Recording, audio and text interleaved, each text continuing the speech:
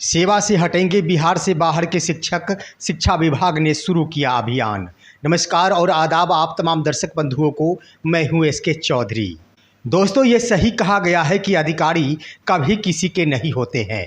जब तक अधिकारी को किसी से काम होता है तभी तक किसी को अपना बनाकर रखते हैं और साथ ही कोई भी अधिकारी अपने नीति के अलावे किसी अन्य बिंदुओं पर कार्य नहीं करते हैं।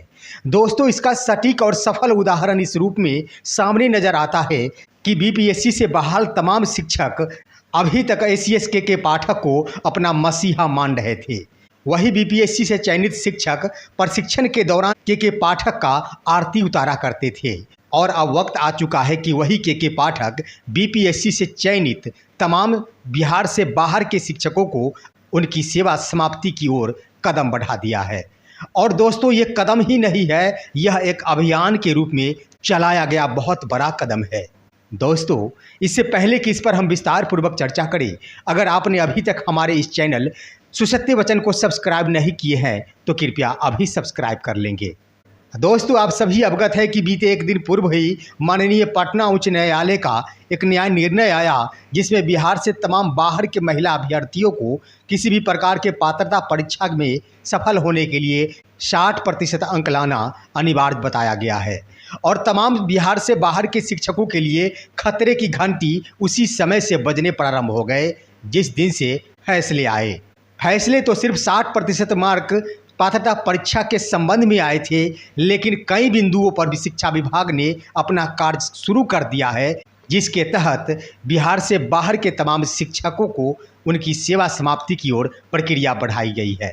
दोस्तों, इसके संबंध में सबसे पहले औरंगाबाद जिला ने एक पत्र जारी करते हुए 10 ऐसे अभ्यर्थियों को स्पष्टीकरण किया जो बिहार राज्य के निवासी नहीं थे और उनको पात्रता परीक्षा में 60% अंक प्राप्त नहीं हुए थे। उसके बाद साथियों, बिहार के दरभंगा जिले के अंतर्गत बीते दिन ही एक पत्र जारी किया गया है और इस संबंध में जिला कार्यक्रम पदाधिकारी स्थापना दरभंगा ने अपना कदम आगे बढ़ा दिया है।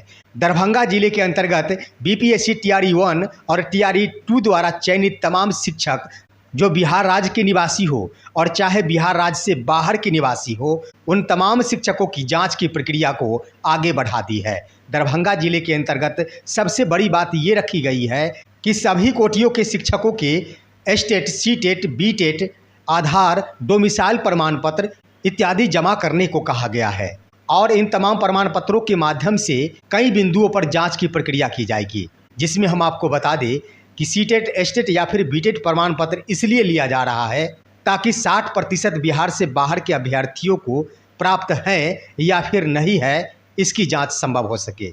उसके बाद दोस्तों, आधार कार्ड इसलिए लिया जा रहा है ताकि यह पता चल सके कि आखिर अभ्यर्थियों के आधार कार्ड में एड्रेस क्या है, क्योंकि ढेर सारे ऐसे शिक्षक थे जो उस वक्त अपना एड्रेस चेंज करा लिए थे और फिर जब उनका वेरिफिकेशन हो गया उसके बाद उन्होंने एक बार फिर से बाहर का ही एड्रेस आधार पर अपलोड करा लिया। उसके बाद दोस्तों, डोमिसाइल प्रमाण पत्र की भी मांग की गई है कि बिहार से ताल्लुक़ रखने वाले तमाम वो शिक्षक जिन्होंने डोमिसाइल यानी आवासीय प्रमाण पत्र जमा किया है उन सभी का शिनाख्त किया जाएगा कि हकीकत में तमाम बिहार के अभ्यर्थी जो आवासीय प्रमाण पत्र जमा किए हैं वह वास्तव में सही है या फिर नहीं है, क्योंकि बार बार ये खबरें छन के आ रही है कि बिहार से बाहर के भी कई ऐसे अभ्यर्थी हैं जिन्होंने बिहार का डोमिसाइल प्रमाण पत्र बनवा लिया और उसे जमा कर बिहार राज्य का वासी होने के आधार पर आरक्षण का लाभ भी ले लिया। दोस्तों, उधर पटना जिले से भी ये खबर आ रही है कि बीपीएससी टीआरई 1 और 2 के तहत बहाल हुए सभी प्रकार के शिक्षकों की जांच की जाएगी। एक खबर ये भी छन के आई है कि टीआरई 2 के अंतर्गत कक्षा 9वीं और 10वीं के लिए कुल 43 अभ्यर्थियों की नियुक्ति दिव्यांग कोटि पर हुए थे और उन 43 अभ्यर्थियों में 35 ऐसे अभ्यर्थी थे जो बिहार राज्य से बाहर से संबंध रखते थे, यानी वे बिहार राज्य के वासी नहीं थे, बिहार से बाहर के थे और उन्होंने आरक्षण का लाभ लेते हुए दिव्यांग कोटि पर बहाल हो गए। अब उनकी नौकरी पर तलवार लटक गई है। दोस्तों, बहुत बड़ा कदम उठाया गया है कि एक साथ सिर्फ व सिर्फ हिंदी विषय में 35 अभ्यर्थियों की सेवा समाप्त होगी। ये तो सिर्फ एक विषय का मामला है, ऐसे सभी विषयों में दिव्यांग कोटि के अभ्यर्थियों का चयन हुआ है और सभी विषयों में बिहार से बाहर के अभ्यर्थियों का भी चयन हुआ है। इसके आधार पर लगता है कि ऐसा ना हो कि बिहार में शिक्षकों की कमी ही हो जाए। दोस्तों, मामले यहीं पर समाप्त नहीं होते हैं।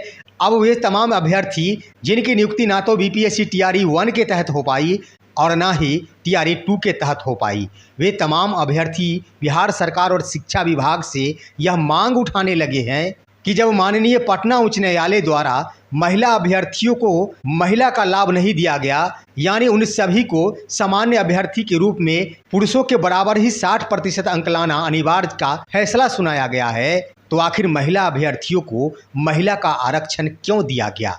दोस्तों, बहुत बड़ा सवाल खड़ा हो गया है कि वास्तव में जब 60% अंकों का होना यानी पुरुषों के बराबर पात्रता परीक्षा में अंकों का होना जरूरी का फैसला सुनाया है माननीय पटना उच्च न्यायालय ने, तो ऐसे में लाख से ज़्यादा ऐसी शिक्षिका हैं जो बिहार के बाहर से ताल्लुक़ रखती है और बिहार में महिला का आरक्षण लेकर शिक्षिका बन गई है। ये सिर्फ बीपीएससी टीआरई 1 और टीआरई 2 से ही संबंधित मामला नहीं है दोस्तों। छठे चरण में हुए बहाली के अंतर्गत भी महिला का आरक्षण लेकर तमाम शिक्षिकाएं बिहार में शिक्षिका बन गई। अब सवाल उठ गया है कि जब प्रावधान के अनुसार किसी भी प्रकार का आरक्षण का लाभ के लिए बिहार का वासी होना जरूरी है, तो आखिर महिला अभ्यर्थियों को महिला का लाभ क्यों दिया गया? क्योंकि दोस्तों, प्राथमिक कक्षा के अंतर्गत 50% आरक्षण का प्रावधान था महिलाओं के लिए और वहीं सेकेंडरी और सीनियर सेकेंडरी के लिए 35% आरक्षण का प्रावधान किया गया था महिला अभ्यर्थियों के लिए। अब सवाल उठता है कि महिला के पद पर महिला का लाभ लेते हुए इतनी ज़्यादा संख्या में शिक्षिकाएं बहाल हो गई है कि इन बिंदुओं के आधार पर अगर उन तमाम शिक्षिकाओं को सेवा से हटाया जाता है तो बिहार में हटाए जाने वाले शिक्षकों की संख्या 1 लाख से ऊपर होगी। और उधर दोस्तों, बिहार के वे तमाम अभ्यर्थी जो अभी तक शिक्षक नहीं बन पाए हैं, वो थमने का नाम नहीं ले रहे हैं। उनका कहना है कि बिहार से बाहर के वे तमाम अभ्यर्थी जिन्होंने किसी भी प्रकार का आरक्षण का लाभ लेकर बिहार में बहाल हो गए हैं, उनकी सेवा समाप्त करते हुए रिक्त हुए पदों पर सप्लीमेंट्री रिजल्ट जारी किया जाए और पूर्व के अभ्यर्थियों को एक बार फिर से मौका प्रदान किया जाए। दोस्तों, उनका कहना सही है। वास्तव में अगर अभी किसी को हटाने की प्रक्रिया चल रही है तो इसमें सबसे बड़ी गलती बिहार सरकार की है। बिहार सरकार को उसी वक्त सोच समझकर बहाली करनी चाहिए थी। आखिर जिस वक्त काउंसलिंग की प्रक्रिया चल रही थी उस समय कहां चले गए थे वे तमाम कर्मी जिन्होंने उनके डोमिसाइल की जांच नहीं की, जिन्होंने उनके आरक्षण पर ध्यान नहीं दिया? दोस्तों, उस वक्त भी सवाल खड़े किए गए थे। अभ्यर्थियों ने यह मांग उठाई थी कि किसी भी प्रकार का आरक्षण का लाभ सिर्फ व सिर्फ बिहार के वासियों को ही दे है।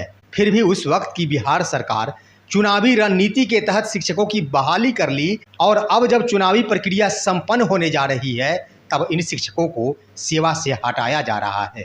ये तमाम कोटियों के शिक्षकों के आत्मसम्मान के साथ खिलवाड़ किया गया रणनीति है और उनके प्रतिष्ठा के साथ खेला गया नीति है। लेकिन दोस्तों, वीडियो के अंत में हम यह कहना चाहेंगे कि भले ही शिक्षा विभाग द्वारा लाखों की संख्या में शिक्षकों की सेवा समाप्त कर दी जाए, लेकिन शिक्षकों ने अपनी ओर से कोई गलती नहीं की है। विभाग की गलती है, बीपीएससी की गलती है, जिन्होंने ऐसे अभ्यर्थियों को मौका दिया, नोटिफिकेशन को स्पष्ट नहीं किया और उन अभ्यर्थियों ने उस नोटिफिकेशन के तहत ही यहाँ अपना अभ्यर्थित्व का दावा किया, साथ ही साथ उनका चयन भी हो गया। फिर भी देखना होगा कि आखिर बिहार सरकार तमाम शिक्षकों को कहां तक राहत देती है और शिक्षा विभाग और अपर मुख्य सचिव के पाठक जो विशेष रूप से बीपीएससी शिक्षकों के मसीहा रह चुके हैं। बीपीएससी शिक्षकों ने बार बार उनकी आरती भी उतारी है।